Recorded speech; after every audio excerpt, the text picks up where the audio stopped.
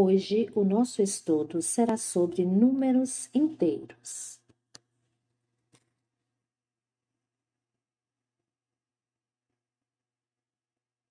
Números inteiros. Os números inteiros são os números positivos e negativos que não apresentam parte decimal e o zero. Estes números formam o conjunto dos números inteiros e é indicado por Z.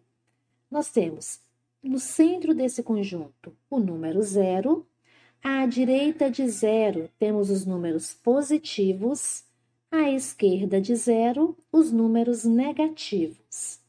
Os números inteiros negativos são sempre acompanhados pelo sinal menos, enquanto os números inteiros positivos podem vir ou não acompanhados de sinal, que é o sinalzinho mais positivo. O zero é um número neutro, ou seja, não é um número nem positivo nem negativo.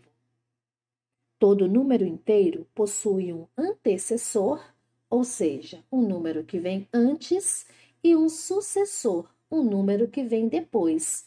Por exemplo, o antecessor do -3. Quem vem antes do 3 negativo é o 4 negativo.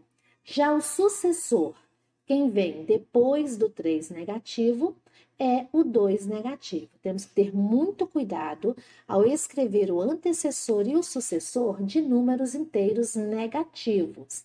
Então, observando na reta, se eu tenho o 2 negativo, quem é o antecessor? 3 negativos. Quem é o sucessor? 1 negativo. Se eu tenho 2 positivo, antecessor, 1 positivo. Sucessor, 3 positivos.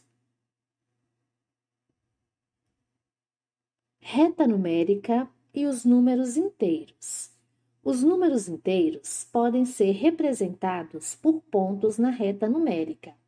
Na representação, a distância entre dois pontos consecutivos é sempre a mesma. O que são pontos consecutivos? São pontos que se seguem, vêm um após o outro. Os números que estão a uma mesma distância do zero são chamados de opostos ou simétricos. Por exemplo, o 2 negativo é o simétrico do 2 positivo, pois eles estão a uma mesma distância do zero, conforme assinalado na figura acima. Tanto o 2 negativo como o 2 positivos estão a 2 unidades de medidas do zero. O 2 negativos, 2 unidades de medidas para a esquerda, o 2 positivos, 2 unidades de medidas para a direita. Então, números opostos ou simétricos são números que estão a uma mesma distância do zero, matematicamente falando. Na linguagem popular, eu digo que números opostos são dois números iguais com sinais diferentes.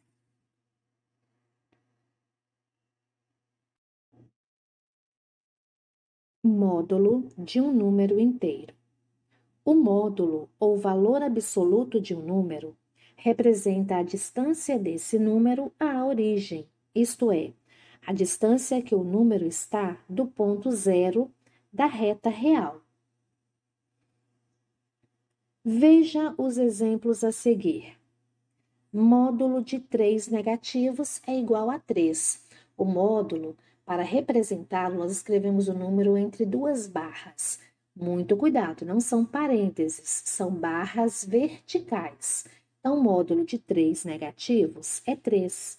Por quê? Porque o 3 negativos está 3 unidades de medidas à esquerda do zero.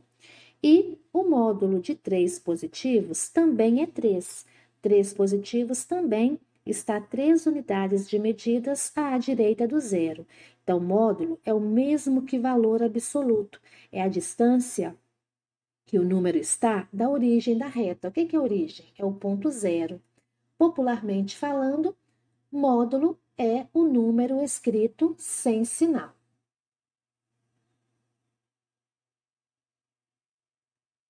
Comparação de números inteiros. Fazer comparação de números inteiros é dizer qual é menor, qual é maior ou qual é igual. usando os sinais ou símbolos matemáticos. São sinais de comparação entre números: maior que, menor que, igual, maior ou igual, menor ou igual.